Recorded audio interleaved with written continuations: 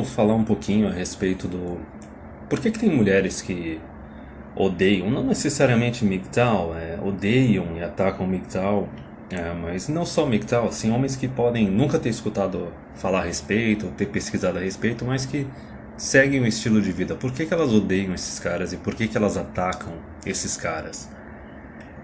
Na verdade, isso era uma consequência um tanto que inevitável, porque tu não pode ficar durante anos, ano após ano, década após década, piorando o contrato de casamento, né? Estragando o contrato social entre os sexos e colocando cada vez mais responsabilidade nas costas do homem, isentando a mulher de responsabilidades, condenando cada vez mais o homem pelas transgressões ou pelas supostas transgressões dele e inocentando as mulheres cada vez mais das transgressões e da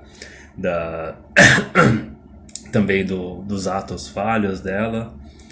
Então, imagina o seguinte, é que nem o Raging Gold Eagle falava, né? O casamento no último século, na última metade do século, é como se fosse um cargo numa empresa que cada ano que passa a tua jornada aumenta, os teus benefícios são cortados, o teu salário ou ele fica congelado, estagnado, ou ele é reduzido, e tu começa a receber cada vez mais responsabilidades, cada vez mais atribuições. Sem contar que começa a colocar um monte de política insuportável de RH para te ferrar, entende?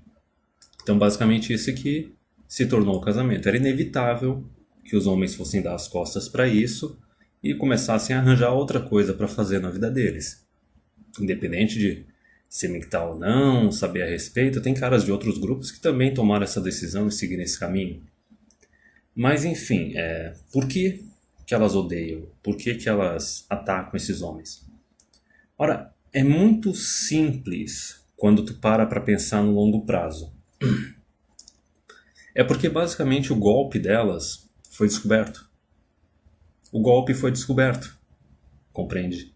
E elas querem tentar silenciar quem descobriu esse golpe e está tentando alertar outros homens. Vamos lá, a gente pode pegar 3, 4 gerações atrás, a mulher casava com 20 anos. De repente elas começaram a casar com 25. De repente elas começaram a casar com 30. Agora tem a aberração de quererem casar com 35, algumas até com 40 casando, achando que vão ter filho. Falando, não, eu quero ter 2, 3 filhos, eu tô com 40 anos e agora eu vou encontrar o homem perfeito, né? O gado de valor. Mas enfim, conforme isso foi passando, isso foi acontecendo, cada vez mais foram normalizando. Veja bem, há muitos anos atrás, muitas décadas atrás, uma mulher com 25 que não era casada já era considerada uma encalhada, já era considerada uma velha. Com o tempo, foram normalizando cada vez mais essa ideia que não, a mulher também pode se casar com a mesma idade que o homem se casa, se o homem pode ter valor quando ele é mais velho. Não, é normal a mulher ter filho mais tarde, não importa se vai ter problemas de saúde, a mulher ou a criança ao tentar dar à luz, não importa se não vai nem conseguir engravidar. Isso foi normalizando cada vez mais. Não foi só uma mudança nas leis, foi uma mudança no comportamento. Então veja lá, tem 2 frontes atacando os homens. Primeiro é o fronte biológico, que o instinto e a biologia do homem tá falando. Porra, mas a mulherada quer casar cada vez mais tarde, elas não são mais tão jovens, não são mais tão atraentes ou férteis, entendeu? Por que eu vou querer pagar esse preço do casamento? Por que eu vou querer casar ou ter filhos com elas? E também tem a parte das leis. O cara que não é burro, ele pega e começa a pesquisar um pouco, ele não vai simplesmente assinando um contrato sem ler as entrelinhas. Então veja, era inevitável que isso fosse acontecer, que homens iam começar a dar as costas, só que o detalhe é o seguinte, né? Também tem outra coisa, né? Tem um termo que o Rollo Tomassi utiliza que é o betas in waiting. Isso eu lembro muito bem lá da época daquele seriado Friends, e tinha outros seriados na época, que tinha aqueles círculos de amigos na qual a mulher falava assim pro amigo Betão, né? Pro amigo beta orbiter dela, né? Ela falava, não, mas tipo, se eu tiver solteira com uns 30 anos e tu tiver solteiro também, vamos casar e vamos fazer filho? Compreende? Isso daí é um negócio tão forte que eu tenho conhecidos na minha vida pessoal que caíram nesse golpe. Compreende? A mulher lá com 18, 20 anos estava lá festando, namorando outros caras, e daí quando chegou próximo dos 30, arranjou um outro amigo do círculo, que era um betão, casou e fez filho com ele. Virou até dona de casa. Enfim, então veja só. É uma armadilha. Era um golpe. O golpe, a armadilha, ele foi descoberto. Porque não foi só a parte legal. A parte legal querendo dominar os homens cada vez mais, como se fosse... Qual tipo de armadilha que eu... É como se fosse fechando uma gaiola em torno do homem. Certo? A gente não fala nem que o homem casado hoje em dia ele é um castrado, ele é... ou domesticado. O cara tá enjaulado, o cara é um escravo. Então não teve a esfera legal e ainda teve a esfera cultural, a esfera social. Cada vez mais tentando enjaular os caras. Então, com ou sem MGTOW, isso seria inevitável.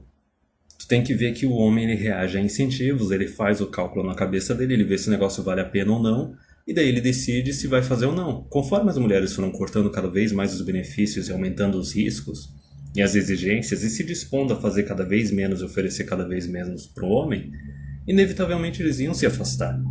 Isso ia acontecer. O próprio Stardust ele falou isso anos atrás. E não só isso, eu lembro de um post do Barbarossa, também de anos atrás, que era de um fórum, coloca um fórum de uma década atrás, no qual tu tinha homens assim, os betões, que fizeram cursos de faculdade difíceis, que garantem um bom emprego, garantem um bom salário, e esses homens, eles já estavam decidindo naquela época o seguinte, que eles sabiam que durante a adolescência, ou começo dos 20 anos, eles não receberam atenção nenhuma de mulher. Muitas vezes até no final dos 20 anos deles. E daí eles estavam decidindo, quando eles estão lá com uns 30, 35, formado com bastante grana, não, agora eu vou arranjar uma mulher 10, 15 anos mais nova. E dane-se, esse vai ser meu parâmetro. Compreende? Então, como o Barbarossa falou naquela época, até mesmo os blue pills, tá? Os normies, os carinhas normais que acham que tá tudo de boa, até esses caras estão se adaptando. Até esses caras estão reconhecendo uma oferta que não é uma oferta boa e simplesmente dizendo não. E com isso as mulheres não contavam, as feministas não contavam com isso. Porque é lógico, né? A libido masculina ela é muito mais forte que a feminina e elas achavam que elas poderiam ficar alterando o contrato, tornando ele cada vez pior para o homem indefinidamente, e os homens nunca iam dizer não, porque elas acham que a perseguida delas é o presente de Deus na Terra, né? A perseguida adorada. Mas enfim, por que elas odeiam e atacam MGTOWs e outros grupos aí masculinistas da menosfera? Por causa do seguinte, a gente está simplesmente acelerando o inevitável. É inevitável que os homens eles vão se adaptar a esses tempos modernos, eles vão começar a dizer não, cada vez uma quantidade maior, para uma oferta que não é boa. Só que o detalhe é que a gente está acelerando o processo. O incêndio já está ocorrendo. A gente está só jogando gasolina em cima do incêndio. Quando tu está dizendo não para essa oferta atual, tu está dizendo não para uma mulher oportunista e egoísta que resolveu deixar para só se comprometer com alguém depois dos 30, só pensando na provisão, só pensando no dinheiro, só pensando na utilidade que você traria à vida dela. E não só isso, né? Tem outros detalhes. Ela pode trair, pode pedir o divórcio, etc. Porém, quando tu vira as costas para essa proposta que não vale a pena e fica quieto e segue o teu caminho, tranquilo, não tem problema. Tu só tá impedindo uma mulher no mercado de tentar dar esse grande golpe. Porque, né? Nascimentos são 50% homens, 50% mulheres. Porém, a hora que tu começa a falar a respeito com outros homens, a hora que tu começa a alertar outros homens, aí é que o negócio é perigoso. Isso até é o que o Alan Roger Curie, que é um outro autor, ele fala. Ele chama isso da beta male revolution, a revolução dos betas. Porque antes da internet, cada homem só tinha as experiências individuais dele e ele não compartilhava com outros homens. E não tentava aprender com as experiências de outros homens. Enquanto as mulheres, elas sempre compartilharam essas experiências. Certo? A partir do momento que surgiu ambientes privados, anônimos, online, em que os homens podiam compartilhar as experiências deles, aí o processo começou a acelerar cada vez mais. E mais homens começaram a se adaptar. E mais homens começaram, mais importante, a aprender com as experiências de outros homens. Eu tenho no meu canal homens de 40 anos, 45, homens de 30, homens de 20, 25, homens de 15. Então compreende isso. Quando tu detecta esse golpe, esse péssimo negócio, que é o relacionamento de casamento, união estável com a mulher atualmente, e o fato que ela realmente está te vendo só como um provedorzão, como um utilitário, ela já deu os melhores anos da vida dela para outros homens. E pra ti, ela tá reservando o caroço, compreende? Porque ela não tá nem aí pra ti, ela tá só pensando no que ela vai receber de ti, totalmente egoísta, totalmente utilitarista. Quando tu começa a falar a respeito disso e alertar outros homens, tu não tá só tirando a oportunidade de uma mulher tirar proveito de ti e dar esse golpe em ti. Tu tá tirando a oportunidade de outras mulheres poderem dar esse golpe em ti. Para cada homem que tu alerta a respeito desse golpe, tu tem menos uma mulher no mundo que vai ter aquele plano B, plano C, plano D de, se ela não conseguir o alfa que ela queria na vida dela, ela pode tentar arranjar um betão. Se os estudos dela não derem certo, ou não conseguir passar num concurso, ela pode tentar arranjar um betão. Compreende? Se a carreira dela não der certo, ela pode tentar arranjar um betão. Quer dizer, sempre tinha aquele beta em waiting, aquele beta sedento, com uma autoestima de lixo, que estava lá esperando para pegar alguma mulher rodada, com 30, 35, e ele ia se considerar o cara mais sortudo do mundo por causa disso. Nossa, agora eu estou com essa mulher que era uma nota 8, nota 9 quando era jovem, e agora ela tá comigo, ela tá terminando comigo, então eu sou o vencedor. Não, cara, tu não é, cara. Pelo amor de Deus, não faz isso. E aí que tá o detalhe. Por exemplo, imagina o meu canal, outros canais aí, até mesmo autores que escreveram livros.